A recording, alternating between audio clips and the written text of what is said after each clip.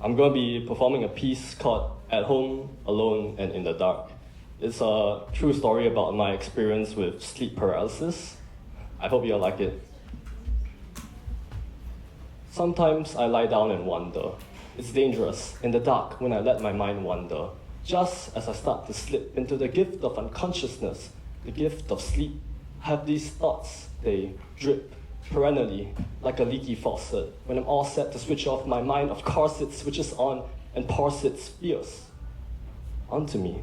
In the dark, they appear like hijackers breaking into me and steer me off track and into a road that peers into infinity.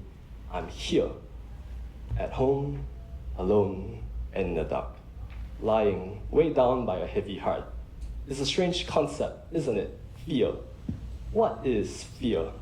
When you're afraid of things you can't control, things going wrong, afraid of outcomes that will hurt you, the calm before the storm, worried about losing the things you love, not getting the things you long, the list goes on and on and on and on.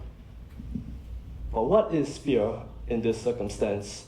I was alone at my own home, safe from the hands of cruel fate, so I don't understand what was it that I had to fear.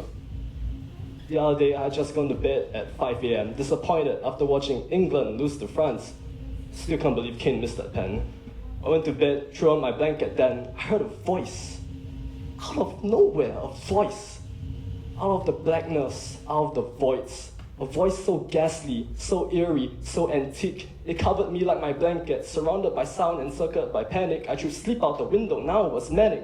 The fear possessed me, dropped me in a tank, engulfed me in water, had me doused. Now I was thoroughly, utterly roused, scrambling, wondering if someone had broken into the house. I tried to move, I tried to wiggle out, but my whole body shut down and stiffened. My mind sent commands, but my own limbs wouldn't listen. I was plucked out of my body and kept at a distance. My body had just committed treason. In joined more voices, it became a rout. My room was filled with more noises, a scream, a shout. It was all getting too loud. I was in my own body, locked, listening to the music of Jack in a Box, the foreboding warning that something's about to pop. More voices, more and more chimed in, more as the water climbed over my head and the room got raucous. More voices, more and more, it became a chorus. More voices, more and more, the growling and hissing of monsters from the belly of a deep, dark and dense forest. More voices, more and more, screaming, you can't ignore us. More voices, more and more. Then the whole thing pauses. My blanket flies off, life rushes in, the water in the tank gushes out, the butterfly jumps out and rips the cocoon apart. I scan and see the same. I'm at home, alone, and in the dark. What was it that I just heard? How did the still air nip and produce these words from the emptiness it let rip, whirling from the lips of a banshee that didn't even exist? Those voices, did they come from my head? The whispers that had kept me awake and afraid were simply a product of my imagination instead?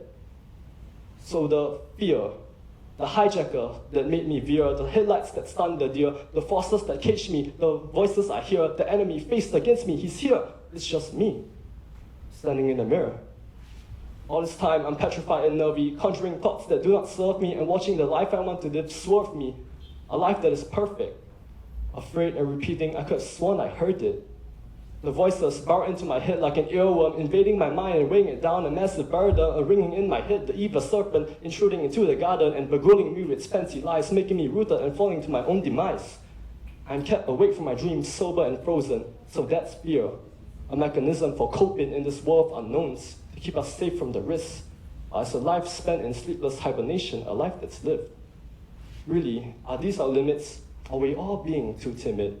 Too afraid of the loss to wonder what if we win it? Too afraid of the fall to even consider the fight? Too afraid of things going wrong to hope for them to go right?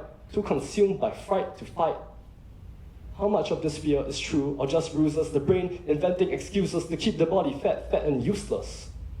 Rooted in inactivity, fearful and terrorized, convincing itself it's content in this paralyzed paradise. But don't we ever get bored of life?